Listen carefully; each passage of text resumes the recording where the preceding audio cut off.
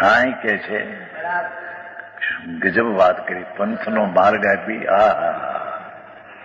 લૂંટાય છે ઈ પણ પંથ લૂંટાય છે એમ ઉપચારથી, કેમ કે એ પંથમાં એક સમયની સ્થિતિ છે ને સંઘની. એમ એ બધા ભાવો જેટલા 29 બોલના ઉકરડા કીધા ને એ બધા છે તો અજીવના.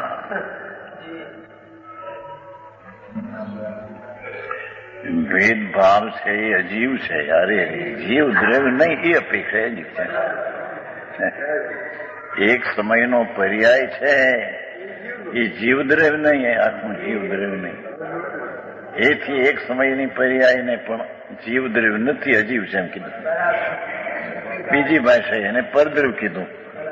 હા હા હા હા.